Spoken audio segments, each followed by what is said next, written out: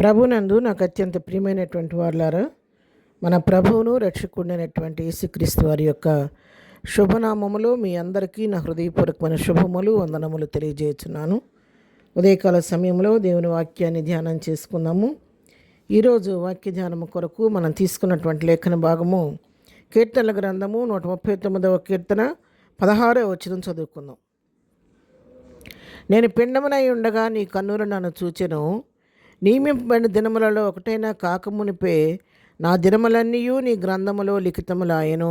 ఆమేన్. దేవుని నామమునకు మహిమ కలుగును గాక. ప్రియమైనటువంటి వాళ్ళారా, ఈ వాక్య భాగాన్ని మనం గమనించినట్లయితే భక్తుడైనటువంటి దావీదు రాసినటువంటి కీర్తన.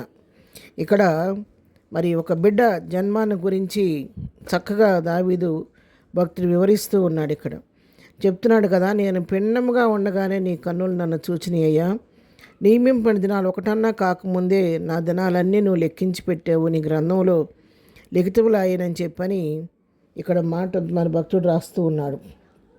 అంటే మనం తల్లి గర్భంలో పిండంగా ఉన్నప్పుడు తల్లి గర్భం ధరించిన సంగతి అయితే తెలుసు, కానీ గర్భంలో ఉన్నటువంటి శిశువు ఎలాగున్నాడో తల్లికి కూడా తెలియదు. ఏ రూపంలో ఉన్నాడో, ఆడ శిశువా మగ శిశువా, బిడ్డ ఏ రూపంలో ఉన్నాడో ఏంటో ఏది కూడా తల్లికి కానీ తండ్రికి కానీ వైద్యం చేసేటువంటి డాక్టర్కి కానీ ఎవరికి తెలియదు. సృష్టికర్త అయినటువంటి మన ప్రభువు తప్ప ఎవరికి తెలియదు. కానీ ప్రభు అయితే మనం ఎప్పుడు గుర్తెరగడో తెలుసా? తల్లిదండ్రులు అయితే ఈ లోకంలోకి వచ్చిన తర్వాత మన ముఖాన్ని చూసి ఇలా ఉన్నాడు అలా ఉన్నాడు అనుకుంటారు, కానీ ప్రభు అయితే నన్ను ఎప్పుడు చూసారో తెలుసా? తల్లి గర్భంలో ఒక మాంసపు ముద్దగా ఒక పిండంగా ఉన్నప్పుడే ఆయన కన్ను మనం చూచింది. అప్పుడే మన తల్లి గర్భంలో ఉండగానే ఈ లోకంలో ఎంతకాలం బ్రతకాలో, ఎన్ని దినాలు బ్రతకాలో, ఈ లోకంలో మనం ఏం చేయాలో, ఎలా ఉండాలో, మన బ్రతకంతా కూడా ప్రభు మన దినాలన్నీ లెక్కించి తన గ్రంథంలో లిఖించి పెట్టాడంట. అంతే పైవాక్యం మనం చూసుకున్నట్లయితే 13వ వచనంలో, నా అంతరింద్రియములను నీవే కలుగజేసేటివి, నా తల్లి గర్భమందున నిర్మించిన వాడవు నీవే.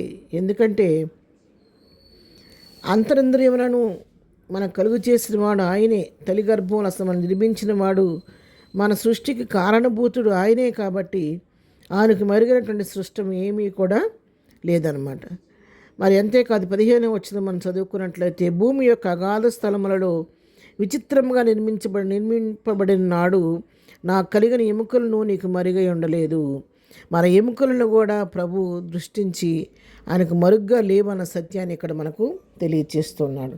ప్రియరా, ఆ విధంగా తల్లి గర్భంలో పిండంగా ఉండగానే నన్ను చూచి మన పట్ల దేవుడు ఒక ప్రణాళిక కలిగి ఉన్నాడు. దేవుడు ఏ వ్యక్తిని కూడా ఒట్టిగా ఊరికనే పుట్టించడండి. ప్రతి వ్యక్తి పట్ల దేవునికి ఒక ప్రత్యేకమైన ప్రణాళిక ఉంటుందండి. ఒక ప్రణాళికతో ప్రభు వాళ్ళని సృష్టిస్తాడంట.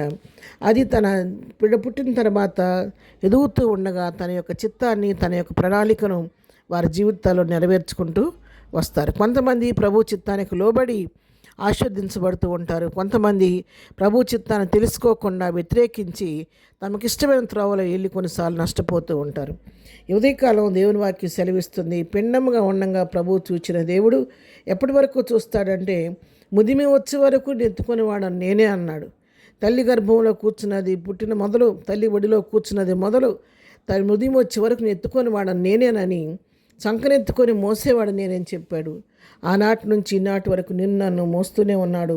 మనకు కావలసినటువంటి సమస్తాన్ని అనుగ్రహిస్తూనే ఉన్నాడు. ఆ విధంగా తల్లి కంటే తండ్రి కంటే కూడా ముందుగా ఎరిగిన దేవుడు, మన సృష్టికర్త ఎంతవరకు మనకు అన్ని విషయాల్లో తోడుగా నడిపిస్తూ వచ్చాడు. కాబట్టి నీ పట్ల నా పట్ల ఆయన యొక్క ప్రణాళిక ఏంటో తెలుసుకొని ఆయన చిత్త ప్రకారం ముందుకు సాగిపోతే మన జీవితాలు ఎంతో ఆశీర్వాదకరంగా ఉంటాయి. కాబట్టి ఆ విధంగా ప్రభు నా పట్లని ఉద్దేశం ఏంటని తెలుసుకొని ప్రభు చిత్త ప్రకారం మన ముందున్న జీవితాల్లో ముందుకు సాగిపోదాం. ప్రార్థన. ప్రేమగలిగిన తండ్రి, పరిశుద్ధుడా, నీ పాదములకు వందనాలు. అవునాయన, నా తల్లి గర్భంలో ఉండగానే నేను పిండంగా ఉండగా నన్ను చూచిన దేవుడు, నా దినాన్ని లెక్కించిన దేవుడు నాయన.